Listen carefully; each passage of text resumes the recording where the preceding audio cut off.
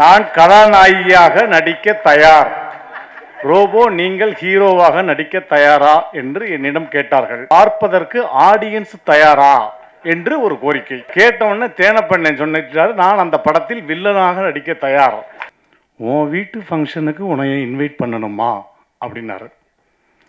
அப்படியே பாரதி ராஜா படம் மாதிரி சலார் சலார் சலார் நடிச்ச மாதிரி இருந்துச்சு. புரிஞ்சிருச்சு மாப்பிள்ள வச்சிருங்கன்றேன். இப்போ இவருக்கு உடம்பு வேற சரியில்லைன்னா சும்மாவே என் வாயை தூக்கி அவர் காதில் வைக்கணும். நீங்க இப்போ வந்து என்ன பண்றீங்கன்னா, விமல் வந்து உங்களை இந்த ஃபங்க்ஷனுக்கு கூப்பிட்டா எப்படி கூப்பிட்டுருப்பாரு அப்படின்னு 2 வார்த்தை பேசுறீங்க. ஓகே, இப்போலாம் கண்டென்ட் அவங்களே ரெடி பண்ணிகிட்டே வந்துடுறது. முதல்ல கவிதா மேடத்தை பற்றி சொல்லணும். அவங்க மேடம் சொல்லி தான் சொல்லியிருக்காங்க. முதல்ல வந்திருக்கக்கூடிய பத்திரிகை நண்பர்கள், ஊடக நண்பர்கள், இந்த படத்தினுடைய குழுவினர் எல்லோருக்கும் என்னுடைய மனமார்ந்த முதல்ல வணக்கங்கள். இப்போது நிறைய நம்ம சினிமா சம்மந்தப்பட்ட நிகழ்வுகளெல்லாம் பார்த்திங்கன்னா மற்ற தொகுப்பாளர்களெலாம் கூப்பிட்டா நிறைய அமௌண்ட்டு கேட்குறாங்க அப்படின்ட்டு இப்போ இவங்க வந்து இதற்காக நேரம் ஒதுக்கி தனியாக ஒரு ஆஃபீஸ் போட்டு, இல்லை ஃப்ரீயாக இல்லை, அதுக்கும் கவர் போயிட்டு தான் இருக்குது. அது கவருக்கேற்ற கவர் போயிட்டு தான் இருக்குது. ஒரு நிமிஷம், நாளைக்கு நான் ஆஃபீஸ்க்கு போகணும், ஏன்னா நாளைக்கு அங்கே கவர், எந்த கவரையுமே கவர் பண்ணுறது தான். அதனால் வந்து பாருங்கள், இப்படி இடையில வந்து டிஸ்ட்ராக்ட் பண்ணாதீங்க. முக்கியமான நிறைய இன்னைக்கு வெளுத்து வாங்க வேண்டியது நிறைய கண்டென்ட் நல்லா நிறைய இருக்குங்க. ஒரு 5 நிமிஷம் தான், அதனால் வந்து கேமராலாம் நல்லா ஜூம் பண்ணிக்கோங்க. ஒவ்வொரு ஆளுடைய எக்ஸ்பிரஷன்லாம் வேறு லெவலில் இருக்கும், கரெக்டாக பிடிச்சிக்குங்க.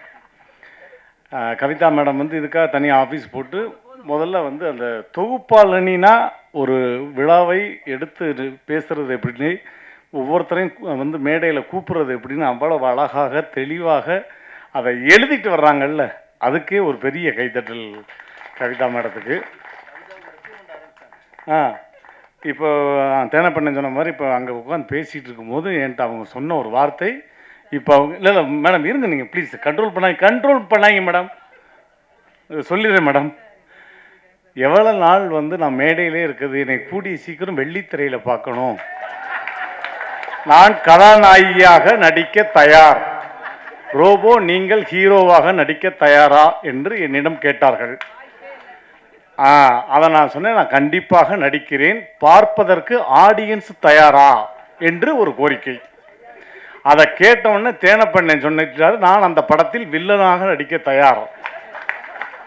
இந்த கூட்டத்தில் இருக்கும் ஒருவர் தயாரிப்பாளராகவும் தயார் என்று சொல்லிவிட்டார். கூடிய விரைவில் இங்கே நிற்கக்கூடிய கவிதா அவர்கள் சிலுவென மேக்கப்புகளை போட்டுக்கொண்டு நடுவிலே உட்கார்ந்திருந்து உங்களிடம் காட்சி தருவார்கள் என்று இந்த மேடையில் கூறுகிறேன்.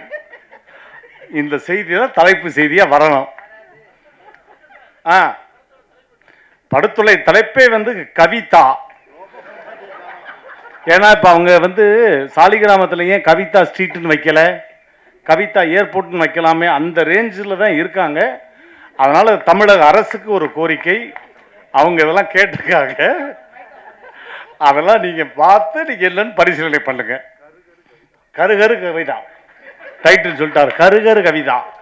தம்பி ரொம்ப தூரம் இல்லை, கொஞ்சம் பிரசாத் வரையும் வந்துடுறீங்களா அப்படின்னாரு. என்னண்ணே அப்படின்னே, இந்த மாதிரி ஆடியோ லான்ச் வச்சுருக்கோம், நீங்கள் வந்தீங்கன்னா கொஞ்சம் நல்லாயிருக்கும். சரிண்ணே, யாருண்ணே ப்ரொடியூசர், சும்மா நம்ம கேட்போம்ல யார் டைரக்டர்னு, நம்ம பங்காளி தான், சுந்தர் பங்காளி தான் ப்ரொடியூசரு. ஓஹோ, சுந்தர் பங்காளி இப்போ ஆஸ்திரேலியாவில் இருக்கார், உங்களுக்கு எனக்கு எத்தனை வருஷம் இல்லை பழக்கம் அப்படின்னேன். அது இருக்கும் தம்பி, ஒரு 25-30 வருஷம் பழக்கம். ஏன்னா இந்த படத்தில் நானும் நடிப்பேன்னு ஒரு என்ன கூட உங்களுக்கு வரலையாலே, ஒரு செகண்ட்னா கூட நான் என் மாப்பிள்ளைக்காக வந்து நடித்து கொடுத்துருப்பேன். படத்தில் 2 கேரக்டர் தான் தம்பி, ஒன்று விமல் சார், இன்னொன்று வந்து கருணாசனை, 2 பேர் தான் படம் ஃபுல்லாக. அப்போ நான் கேட்டேன், என்ன பார்த்திபன் சார் மாதிரி ஒத்த செருப்பு மாதிரி இது 2 பேர் தான் படம் ஃபுல்லாக நடிச்சிருக்காங்களா, வேறு யாருமே கிடையாதா அப்படின்னு. கூட ஒரு பணம் நடிச்சிருக்கு தம்பி பாடி, அந்த பாடியாக கூட நான் இருந்திருப்பேனே அப்படின்னு. பாடியெல்லாம் நீங்கள் எப்படி தம்பி, அது நல்லா இருக்காது.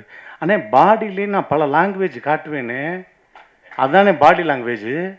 நீங்கள் ஏன் என்னை கூப்பிடலேன்னு, அடுத்த படத்துக்கு கண்டிப்பாக கூப்பிட்டுறேன் அப்படின்னு. எது ஆடியோ லான்ச்சுக்கான்னு கேட்டேன். அதனால் அதுவும் நான் சொல்லிடுறேன், அடுத்த படத்துக்கு இருக்கணும். அப்புறம் எல்லாரும் கூப்பிட்டாங்க. அதே மாதிரி எங்கள் அண்ணன் கருணாஸ் அண்ணன் வந்து அது ஒரு மண் சார்ந்த குழந்தை அது. அது பாட்டுக்கு ஷூட்டிங் இல்லைன்னா வாய்க்கா வரப்பு தோட்டம் துறவு தலையில் ஒரு துண்டை கட்டிக்கிட்டு மாடை மேய்ச்சம்மா நாய்களுக்கு சாப்பாடு ஊட்டினோமா ஷூட்டிங்னா அப்படியே மாட்டு வண்டியை கட்டிக்கிட்டு அப்படி போயிடுறது அப்படியே வந்துடுறது. எப்போவுமே எங்கள் அண்ணன் மேலே வந்து தமிழக மக்களுக்கு மிகப்பெரிய கிரேஸ் இருக்குது. அண்ணனுக்கு புரிஞ்சிருக்குன்னு நினைக்கிறேன். இதெல்லாம் ஒரு பார்த்திபன் சாருடைய ஸ்டைல் தான். அப்பப்போ நீங்கள் கை தட்டுவீங்கன்றக்காக டக்கு டக்குன்னு யோசிக்கிறது தான். எனக்கு என்னன்னு கேமரா பிடிச்சிட்டு உட்காராதீங்க சொல்லிட்டேன். சில பஞ்சஸ் வரும்போது படக்குன்னு நீங்கள் புரிஞ்சு கை தட்டினா தான் எனக்கு சந்தோஷமாக இருக்கும். மாப்பிள்ளை சும்மா பேசினாலே காது கேட்காது. இதில் உடம்பு வேற சரியில்லையா? இல்லைங்க, எனக்கு ஒரு மன வருத்தம். எல்லாரும் கூப்பிட்டீங்க, என் வீட்டில் நல்லது கெட்டதுன்னா முதல்ல என் மாப்பிள்ளை நிற்பாப்புல. மாப்பிள்ளை வீட்டில் நல்லது கெட்டதுன்னா முதல் ஆளாக நான் நிற்பேன். இப்படி ஒரு ஆடியோ லான்ச்சுக்கு வந்து மாப்பிள்ளை இன்ன வரைக்கும் இந்த செகண்ட் வரையும் கூப்பிடாமல் இருக்காருங்க அப்படின்னோடனே அவர் சொன்ன ஒரு பதில், உன் வீட்டு ஃபங்க்ஷனுக்கு உன்னைய இன்வைட் பண்ணணுமா அப்படின்னாரு.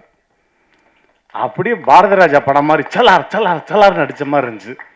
அது மாதிரி இது எங்களுடைய வீட்டு குடும்ப விழா, அதுக்கு அழைப்புதலே தேவையில்லை. சரி பேசிடலாமே அப்படின்னு ஃபோன் பண்ணலாம். கவிதா மேடம் சொன்ன மாதிரி தான். அவர் நார்மலாக பேசினாலும் நான் நிறைய முறை சொல்லியிருக்கேன் உங்களுக்கு. மாப்பிள்ளை எங்கே இருக்கீங்க? என்ன அந்த அங்கே தான் சுற்றிட்டு இருக்கேன் போயிட்டுருக்கோம். ஆ இல்லை இப்போ தான் காலையில் இருந்துச்சு அப்படியே ஷூட்டிங் போயிட்டு வந்து அப்படியே நேரம் போட்டு புரிஞ்சிருச்சு மாப்பிள்ளை வச்சுருங்கன்றுவேன். இப்போ இவருக்கு உடம்பு வேற சரியில்லைன்னா சும்மாவே என் வாயை தூக்கி அவர் காதில் வைக்கணும். இப்போ என் உடம்பையே தூக்கி அவர் காதில் வைக்கணும். ஆமாம் மாமா, காலையிலேருந்து உடம்பு முடியல, ஒரே வயிற்றால வாந்தியமாக இருக்கு. அதுக்காக சொன்னேன், இல்லையா நீங்கள் வந்துவீங்க மாமா, என்ன மாமா நீங்கள் எல்லாம் எப்படி மாமா முன்னாப்பில். சரி மாப்பிள்ளை வந்துடுறேன்னு. அதனால் என்னுடைய அன்பு மாப்பிள்ளைக்கு என்னுடைய மனமார்ந்த வாழ்த்துக்கள். இயக்குனர் முக்கியமாக சொல்லணும், எனக்கும் இந்த படத்திற்கும் இந்த பிரசாத் லேபுக்கும் எந்த சம்பந்தமும் இல்லை என்பது போல் இன்றைக்கு காட்சியளித்தார்.